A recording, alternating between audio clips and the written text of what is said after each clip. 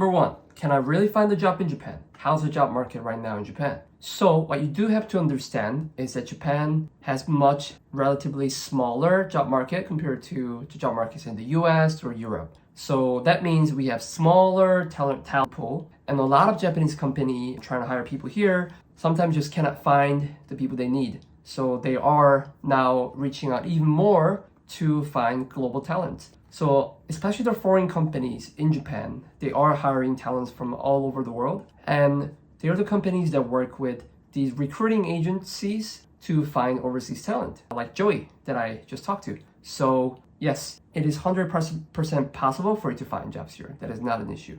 Number two, what are my chances as a foreigner to get visa and jobs in Japan? Okay, so the obvious things first. Like most job visas in the world, bachelor's degree, your college undergrad degree is usually required. And it is also much easier if you have a degree that is related to the job you're applying to. For example, if you want to be an engineer, IT engineer, then a computer science degree or information systems, it's the best degree to have. So those are the obvious ones. Well, on the flip side, according to Joey, if you have over 10 plus years of experience, your degree doesn't really matter because you have the experience to prove it. I personally think, depending on the industry, it doesn't have to be 10 plus, maybe it can be just 5, especially in the programming field. If you have your portfolios to prove something that you've made, I think a lot more companies will be happy to talk to you about it, especially. So I'll say these are some of the obvious ones, but yes, you do have pretty high chances of finding jobs in Japan as a foreigner, also due to the reasons I mentioned in the first part. Number 3, what level of Japanese is required?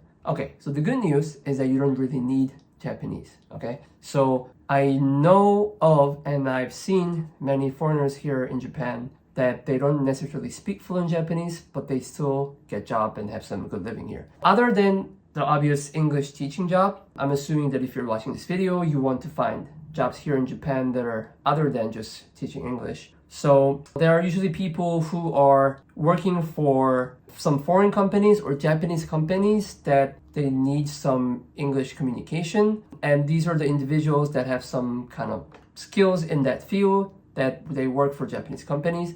And in the cases when they're not so fluent in Japanese, sometimes companies will sponsor them to go to Japanese language schools or have tutors teach them Japanese. So there are the opportunities out there, so I want you to go look for them. But will learning Japanese help you? 100%. And I highly recommend you guys to actually learn Japanese even before you come here, because it is just going to make you stand out so much among the sea of global talent pools that may have some technical skills, but they lack communication skills in Japanese. The thing is that if you work for a Japanese company, there will be always somebody who will prefer working in Japanese, and you will be able to make deeper connections with a lot more people if you can speak Japanese here, okay? So not just your job, but overall your life quality and everything will just go up. That will create a positive upward spiral for you to find better jobs or have better living here. And obviously more job options. So I definitely recommend that you do pick up Japanese if you can before you come to Japan. But like I said, even if you can't do that, you can still do it after you come here, but your chances will be much higher if you can't speak Japanese. But I do understand learning Japanese is not easy if you're not in Japan. So this kind of connects back to my previous video where I actually recommended that you guys think about going to school here, because by going to school here, that just gives you a buffer of so many years to not only learn Japanese, but also have more advantages in Japanese job market by just being out of Japanese college and everything. So if you can afford to do that, I definitely think you should look for those options as well, especially because a lot of Japanese colleges or governments are providing scholarships for overseas students. So I do recommend you look for those options as well. Number 4, what is the salary like in Japan? Okay, I have a lot to say about this because when you go on social media like Instagram or something, I see so many people talking about how when you go to Japan, you'll be underpaid and everything. And what frustrates me is that they just compare the absolute income compared to salaries you get as a programmer in the US or Europe or whatever. Now, like salaries you get in the US or Europe is infamously high, like compared to the rest of the world. But the thing is that the living cost there is also much higher. So what you have to realize is that things are relative. Your purchasing power, even if your absolute income gets lower, when you come to Japan, you will also have lower living costs, but even just when it comes to rent or your daily spendings. So you definitely don't have to worry about being underpaid or anything because you are going to have comfortable living here, especially because compared to the other developed nations, Japan is one country that has like the lowest rate of inflation. Yes, yen is getting weaker, but if you're earning yen, you're gonna be in Japan, right? So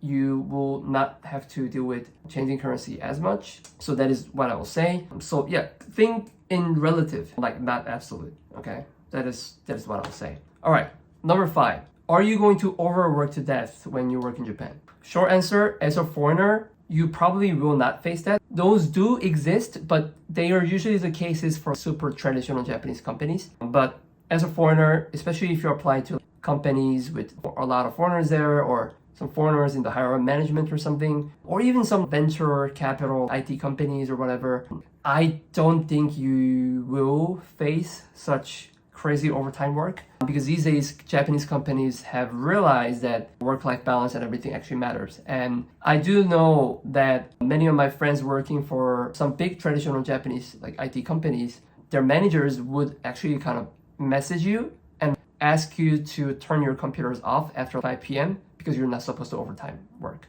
So things are changing. And I myself also have to persuade my manager that I want to do an overtime work. So it is never, yeah. So things are changing and I don't think you should be scared by some overtime works that you see on the news and everything. You can't avoid it. You can't avoid it. Don't worry about it. And especially if you work with the agents that I've been mentioning, like they're gonna make sure that you don't get those kind of shitty jobs. And it's not gonna be the end of the world. There are many jobs you can find here, so don't worry about it. I hear that quite a bit as well when I work from candidates overseas. Like, and I say, hey, what do you about working in Japan? Tell me what you, and then they'll talk about, or they'll ask, hey, is it true that the Japanese working culture, you work all day, every day, can't go home? Like it's what the classic stories you hear everywhere. I'll say 2 answers. It definitely exists, so it's not incorrect. But will you probably ever experience that? No. So that 100% exists, and it has to do, I think, a lot with Japanese business and working culture. So where you see that kind of lifestyle and management and like company structure is in companies that have a very traditional Japanese working style, right? So I'll use the word domestic versus international. So typically companies that are much more domestic to the Japanese job market, there's a higher likelihood that is going to be something you'd experience. As a foreigner moving to Japan, the chances of you working in one of those companies is very, very low. Probably most likely because of your language skills, number one. And number two, because those companies typically aren't trying to find people from overseas countries. They're trying to recruit within Japan. So you'll see it, right? When you come and live and work in Japan, you'll see people coming home late. You'll see people, they may look tired on the train. You definitely can see it, but I think it's pretty rare for a foreigner, especially in the IT space working in Japan, to experience that. Mostly just because they wouldn't be able to access that because of either their language skills or some other factor. That would be the big one. But then, like I said before, it's a lot of time it's like international companies, or at least Japanese companies that have a bit more of a global mindset, that are going to be open mostly to searching for candidates who are not in Japan. And because of that, they're kind of not working in that style, right? So again, most of the available jobs for people to come from overseas to Japan in IT you're not going to experience that kind of working culture. Company to company basis, does some company maybe have a bit more overtime than others? For sure. Are there companies that may be a little bit closer to that, just again, based on that specific company's work culture and the demand of the work? 100%. I'm not going to say it's not black and white, but by and large, that's definitely something that 99.9% of foreigners working in Japan will not experience in the IT field. 6. How is the process like to move over to Japan? So this, I will be quoting the video that I talked with the recruiter. Again, sorry I forgot the video of him talking, but I got the video of myself talking to him. So here we go.